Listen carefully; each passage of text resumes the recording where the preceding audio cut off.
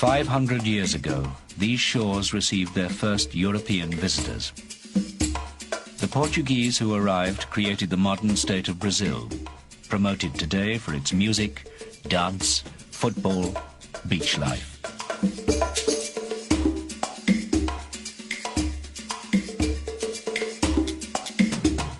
But this image hides a less appealing past. For Brazil was built on the back of the largest forced migration in history.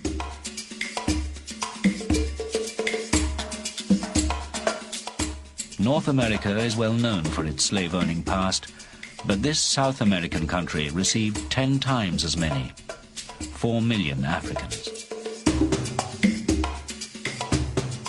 Why did Brazil become the world's largest slave-owning country? Why does it rank among the cruelest regimes of the past few centuries? Why is it a story that some still prefer not to tell? Slavery is an inconvenient history for the Brazilian elite. There is no doubt about that.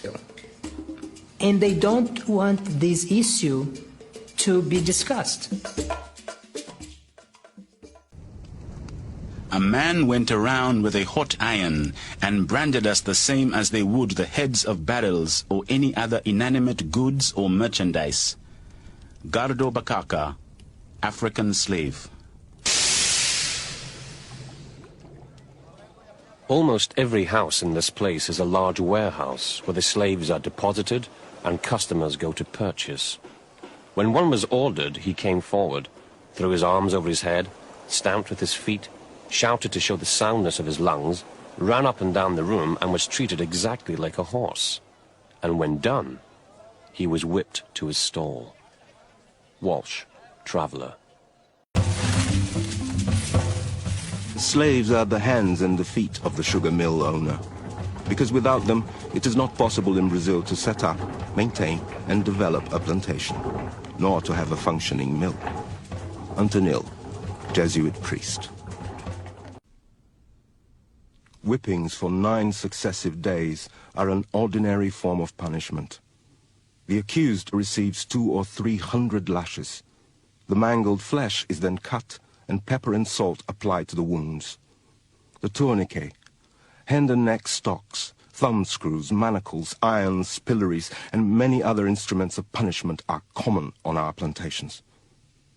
In some provinces, slaves are exposed for a whole night, tied to a stake over an ant's nest. Burlamac, abolitionist.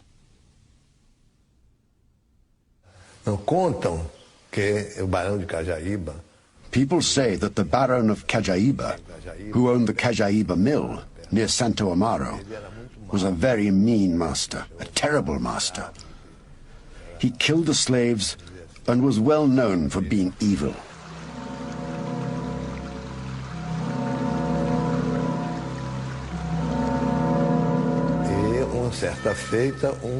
One day, someone came to visit him and told him how attractive a female slave's breasts were.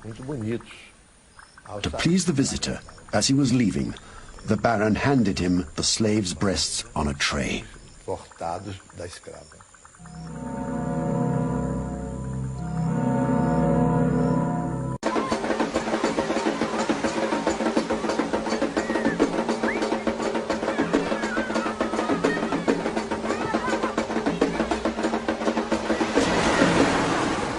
True that this was the final Emancipation Act, but of course even after that those who had formerly been slaves owe nothing, were given no compensation and so on, and so were forced to remain on the land or to exist in other ways. In other words, although they were legally free, they were still bound economically to the land, to the mines or the other occupations that they were forced to undertake. The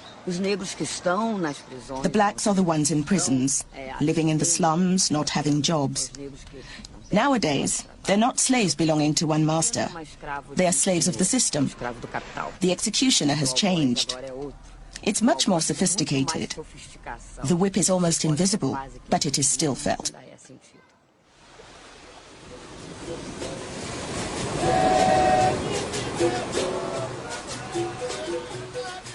No country imported more slaves than Brazil.